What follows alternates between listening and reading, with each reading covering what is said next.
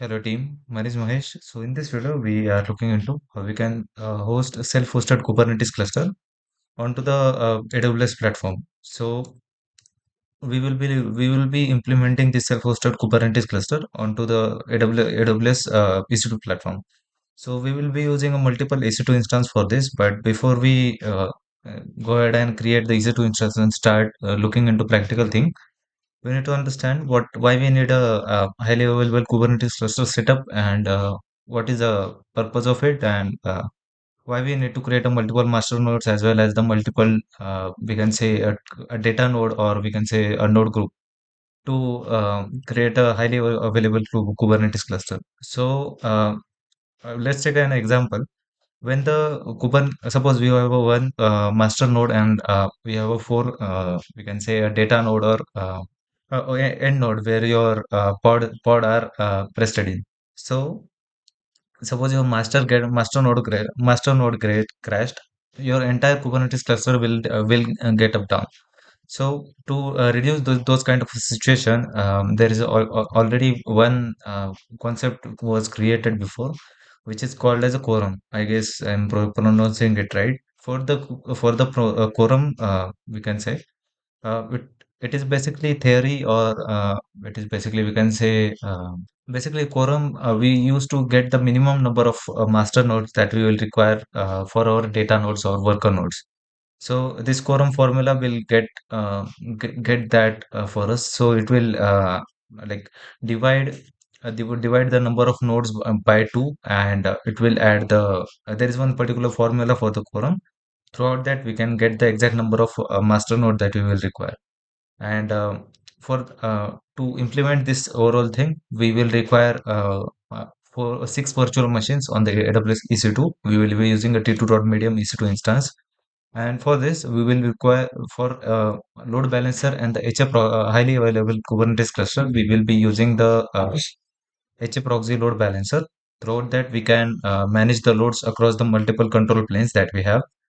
We are creating a three virtual machines for our master node, and suppose the we'll see in practical our one if our one of our master node get crashed or get stopped automatically, other two we can say instance are capable master nodes are capable to handle the deployments and existing deployments on the clusters.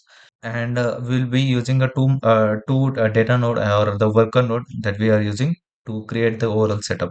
So overall, we will require a five virtual machines, and for to go ahead, we will require to expose few ports into the or we can say a security group as well to get successfully communicated with the control plane instances. So those are some ports that are mentioned as part of this, and like 2380443 or 2379. As we are going forward in this, we can see the uses of these ports and why we need to open it. So let's create a we can say six virtual machines that we will require. First of all, just create a one virtual machine for the HA proxy. We'll configure that and we'll see the next thing. For HA proxy, we'll require one virtual machine, which is the Ubuntu server we will require, and size will be T2.medium is fine. T2.medium, and the key pair, I need to create an key pair, and the security group I am selecting as all, which the ports which I have already showed in here, those are already open in that security group. So no need to select anything as such, just click on launch instance. So after this launch, we can take SSH by the mobile term, or you can use the putty for it. Go and take SSH and just wait for the public IP. This is the public IP, but instance state it is in the pending stage running. So just go and paste the public IP. The default user will be the Ubuntu, and take the SSH by using the private key. So select the private key and click on OK. So this will install the this will connect with the OpenSSH. It will connect to your machine. So just do apt-get update first of all to get the repository up to date. After that, we will see how we can install the HAProxy packages and how we can configure the HAProxy according to our needs. So the if we go ahead in the quorum, the thing that we have seen before, the quorum is based on idea that majority of nodes should be agreed on the decision. Suppose there could be a multiple master node, the decision may could conflict, and this is also like we can say configured by the quorum rule. So a quorum also prevents the prevents conflicting updates, ensures the cluster state remains consistent. Suppose there is some deployment happening throughout the master node one. It doesn't connect with the master. You haven't connected with the master number two, so it might conflict the resources that are creating with the master number two. So it might get conflicted, but yeah. So because of which we are seeing the quorum rule. So HA proxy is updated. Just let me look at the status. Uh, systemctl status HA proxy. HA proxy. Yeah, HA proxy is running, but we need to configure the HA proxy service file. Not the it is a configuration file for the HA proxy. Just go on it, and in the last line, you need to configure several things. Just click on O, and in here, you need to configure the front end. The front end that the configuration that are present over here. I'll just copy and paste it so you can understand the thing instead of writing it. So just you need to look into the front end. Front end is basically the name you need to call it. You can call the front end as a at whatever you want. It will allow the traffic on port 66443, and option will be TCP log. It doesn't matter. It is optional. You can select the mode as a TCP, and the default backend will be Kubernetes backend. So this Kubernetes backend will route the traffic to this Kubernetes backend. You can keep the backend name as whatever you like, and in the TCP it will accept the traffic in the TCP. It could be HTTP, HTTPS. It doesn't matter. The balance would be round robin, so it will we as we have a three master nodes, it will route the traffic to the first one, then second one, and the third one. So in that way, it will route the traffic in the round robin. So basically, that is the load balancing algorithm that we are using. So just let me copy this, and as we have three master nodes, we need to add another line for the server. So this is the thing, and after that, in few minutes, we'll try to install the other two nodes. So um, the HAProxy configuration is done. That much we need to do in the HAProxy. Just go on the launch instance and create the another three EC2 instance for the master node. 3 and 2, which is 5 EC2 instance for the master and the worker node. So just call it as master one. We'll change the name later on and select the Ubuntu instance. Uh, After that, okay, so select the Ubuntu instance family as a T2 dot medium we are using, and the key pair, which is the default key pair, and existing security group, we need to use the existing security group that are available, and we can click on launch instance. So this will launch a 5 EC2 instance for us, and those 5 EC2 instance that we will require for three for we can say master node, and another two for to host the uh, node group or data node. So the master 2 and the master 3. So this will be a worker node 1, worker 1, and worker 2. So let me, as we have taken the SSH of HA proxy, let me take SSH of all those instances, and I'll get back. Okay, so successfully we have logged into all of our machines, including master and the worker nodes. So what we need to do, we need to run the apt-get update on all those machines, and we need to install several packages such as kubelet, kubectl, kubeadmin, and docker, and the we can say container ddman to run the QBDM. So those are the things that we need to install. Just you can just copy paste. So those are the individual things such as this is a Docker.sock, basically Docker service providing access to all. This will create key rings and store the GPG key and all.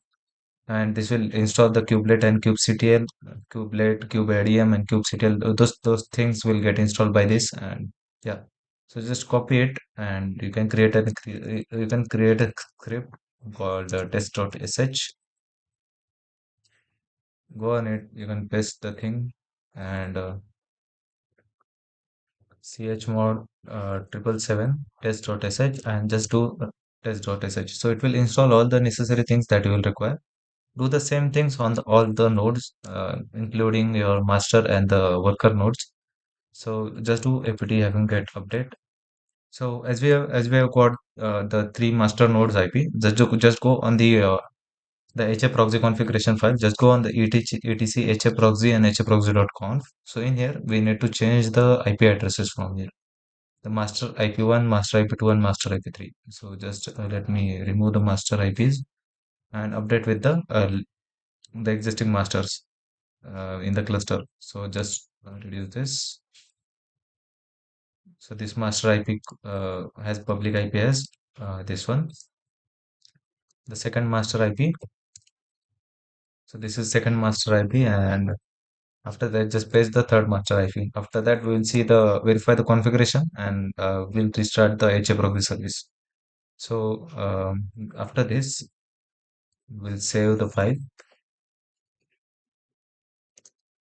and systemctl restart HA proxy. So it has failed because of some error. Just let me check the issues first. Might it has failed because of uh, okay, failed to start the load balancer because on the already defined on the line 7. So this is a known issue. I have created the master 2 and the master 2 is twice here. So just replace it master 3. So this is the node that you will call, because of which we have faced that issue. Just to restart, and you can see the broadcast message on the screen. It has connected with those HA proxy servers, or you can say, just a second, master servers. Okay, yeah. So on the second master server, you need to install the test.sh, vim test.sh. Go on it, just paste the script that you have. We have copied. Just paste this script and remove this. Save and edit, and do the same with the all worker nodes and the master nodes as well.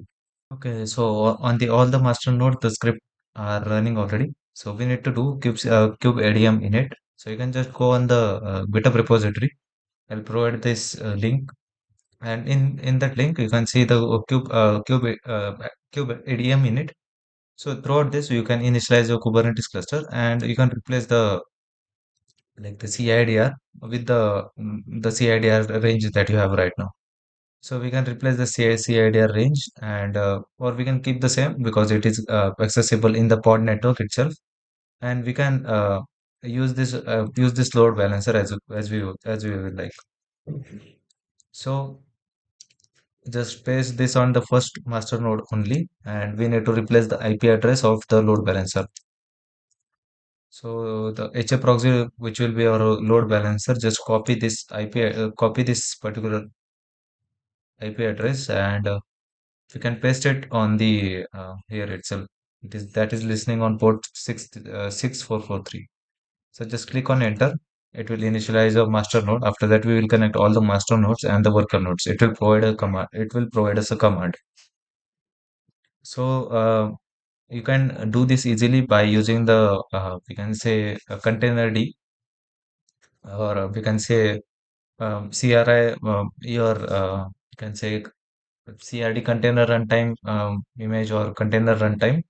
But in the RHL based distros or RPM based distros, it is quite hectic to do that because the default container D or the um, Docker daemon, which is not able to use for this to run this particular thing. So with initialize a Kubernetes cluster. So because of which you need to add several other things as well. So it is saying there are some add-on unable to update the DNS service on this particular hostname. Okay, okay, Kubernetes backend is available. It is broadcasting the message. We just go on the security groups.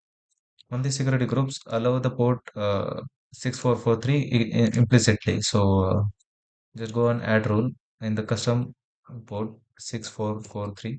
in the anywhere from IPv4 you can keep as source as well. So just click on save. So once you do that, just try to reinitiate it, and yeah. So might you will face such kind of issue. Just do else of -I colon the port number. It will provide a list of ports and the services running with it, or any the product the port established or not. So just copy this PID and kill it. So this the port will get free. So just do several times, and once the port get free, you can use those ports. So as well as you can do kube ADM reset -F. So just kube ADM. Yeah, so this will also reset your the kube ADM environment, and throughout that you can also do that. So this will take a little time. Yeah. So do kube again, run the command to initiate a Kubernetes cluster, and we will see at this time uh, it able to initiate the Kubernetes cluster or not.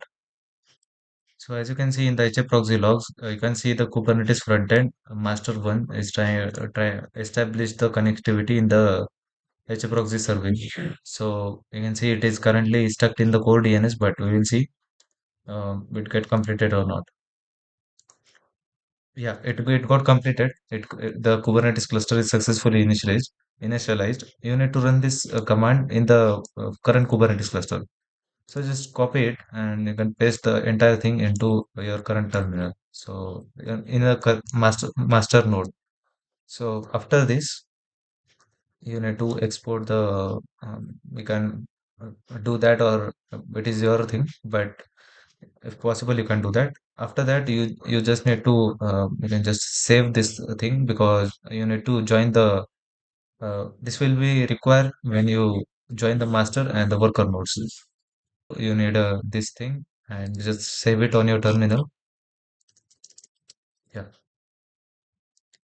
After that, what we have to do, we can install the several plugins that we will require to initiate the network connectivity between the services and the Nginx and ingress controller as well as. So just this will install the Calico, which is the we can call it as a daemon set to do connectivity in the we can say pod names in the pods itself. It is deployed as a daemon set between the pods, and this is the ingress controller.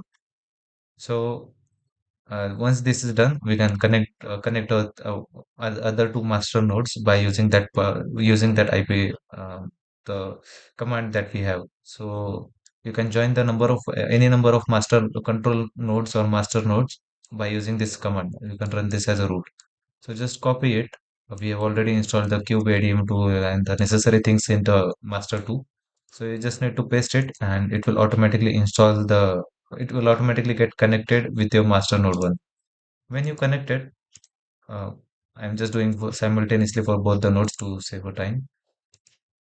When you connect it, you will see the message as success, and the Kubernetes cluster has two nodes connected. So kubectl and get nodes if you do. Currently, you're seeing a one node control plane. After that, you will see a two or three master nodes are connected. You can ignore these errors. Those errors are you can ignore this. Anyway, it will get connected to your master node as well. So there are some health related issues. Yeah.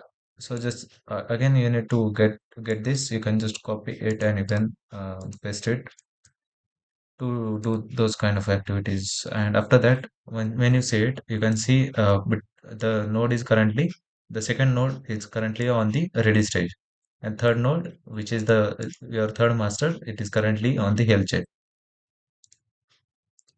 So this has been done. If you do ls-l in if you can see this list of permission attached to the you can say ownership in the kube config file. So you just do kube, and you can see a root is accessing, and it has a read write access, and the file is config is already created to store the configuration of the cluster. So if you do kubectl get nodes, it will require several some time to get the node in the up and running stage. And after that, when it's do that, we'll see the deployed we can say Calico network plugin in there as well. So after this, you can just when you do that, you can join the worker nodes. By using this command, you can join the other two worker nodes that we have, and after that we will do the kubectl and we'll get the namespaces and we can see the cluster is running or not.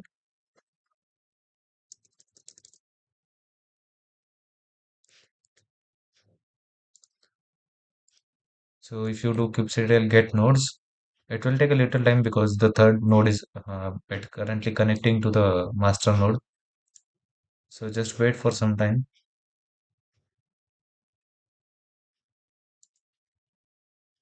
It is saying connection is refused, but you can ignore these errors.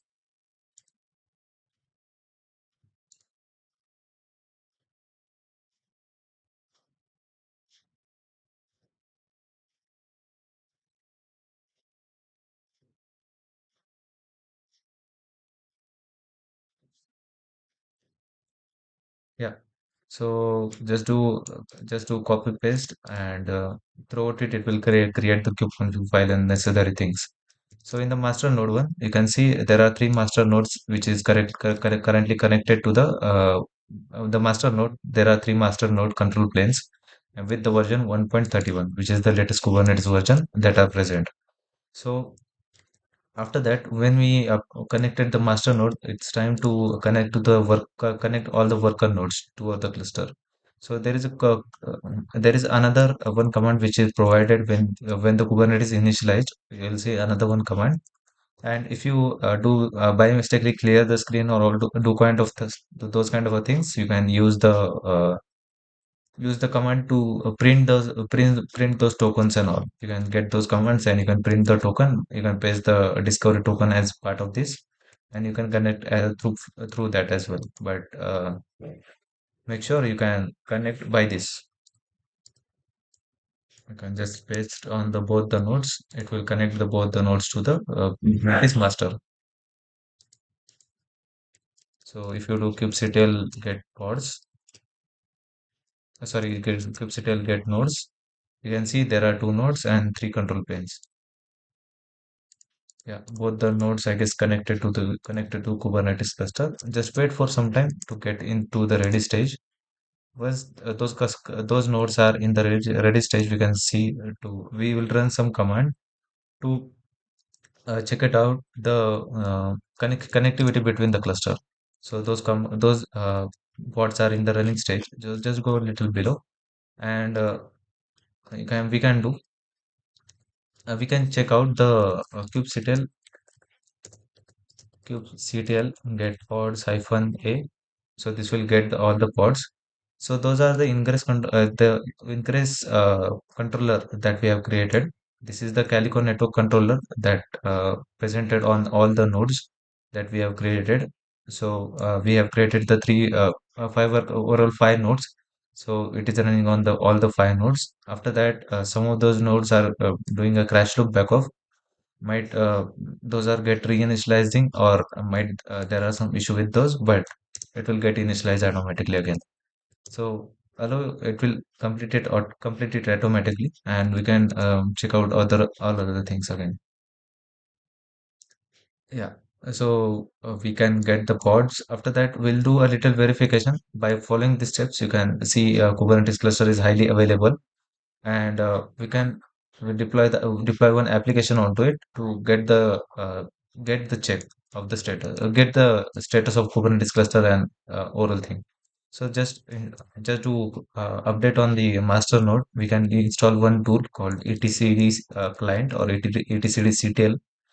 Throughout that, we can check out the status of the current Kubernetes cluster. So it is healthy, unhealthy, or there are some issues related to it. You can see that throughout this.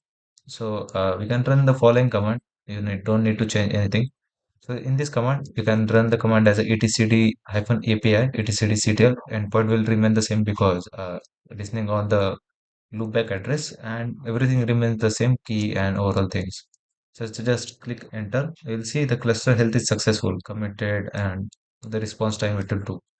So this is the cluster overall cluster status. So we need to do another one test on the HAProxy side as well.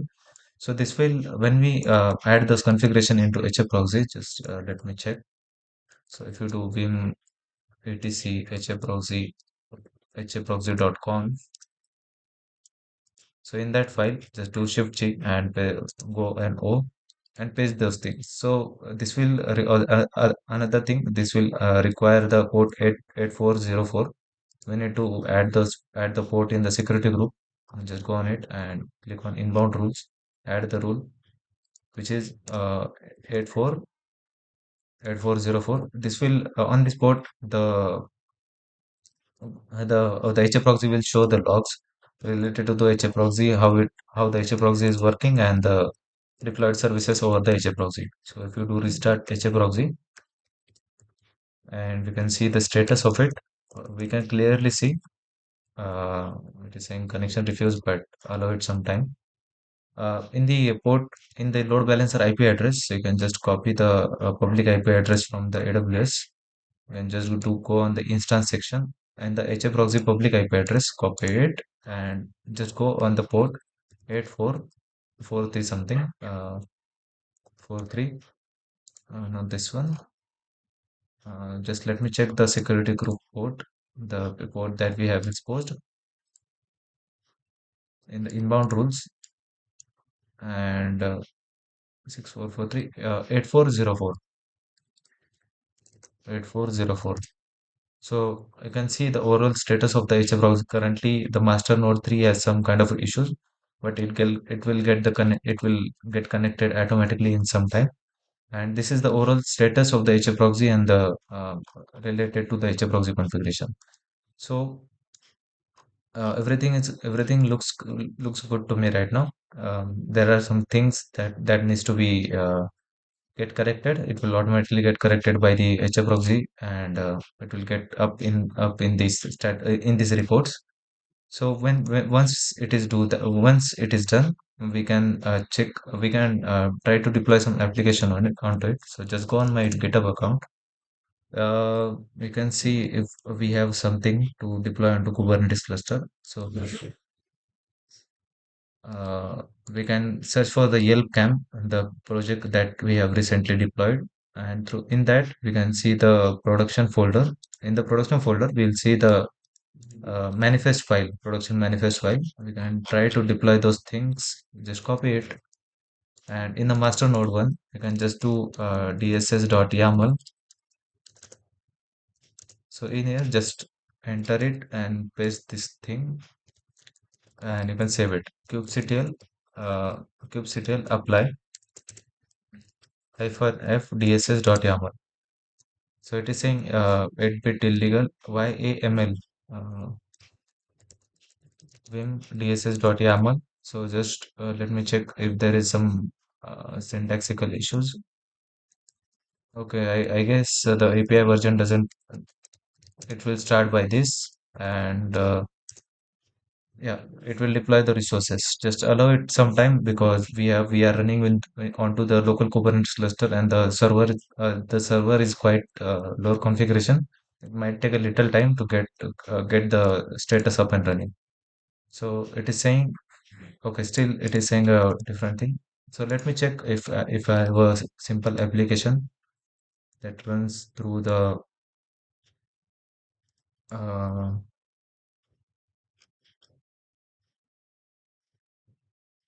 yeah. So there you go. I have one application Nginx deployment.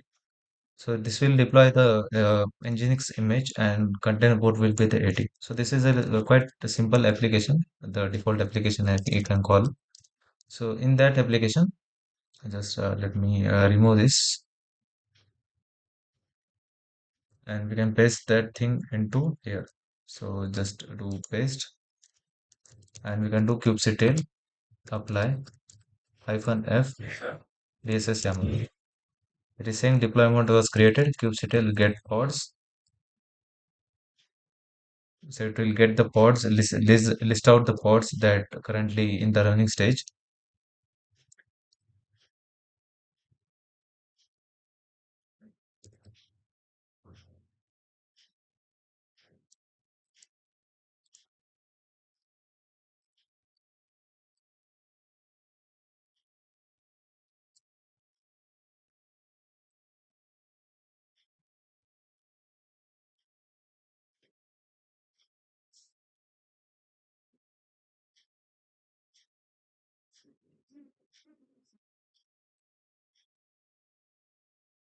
So the query is kind of stuck here. So we can also, it is saying container is creating, but just do, you can also see the same thing onto master to kubectl get pods. You can see the Nginx container is, it is in the crash loop backup. So if we do edit on it, or we can, if we see the DSS deployment file, it is on the master one, vim dss.yaml. We can use the image name as a latest. You can just go and use the latest tag, might because of which it's not able to fetch. kubectl apply hyphen f dss yaml, and we'll see the pods. Yeah, it is in the running stage. So just do kubectl get pods hyphen a or hyphen o wide. So this will get the IP address, the current IP address of this instance where it's running. So just copy it, and we can access the same to the kubectl get svc on over the browser. So if you do kubectl get svc, we'll see the it is currently accessed with the 37209 node. So this is the node that is currently accessed with. So it is a worker node to kubectl get svc. If you do same thing on here, get svc, we can access the service by using the port 80. But yeah, so just go ahead and paste the IP address. We have copied the IP address, and uh, yeah, this is the IP address port 80. Just wait for some time. In the worker node 1,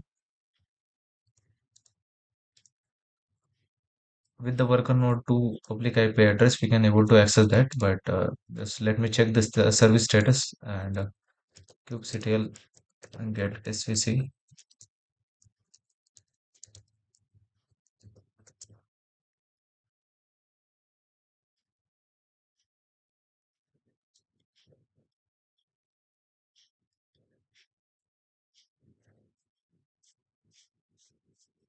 Okay, it is not able to. There are some issue related to the master node, but yeah. So what we can do, we can just go on worker node kubectl get pods. This will not work here, and kubectl get pods. We can say list of pods in here. Okay, the all the backends are get disconnected with the HA proxy, because of which it's not able to do the things. But yeah,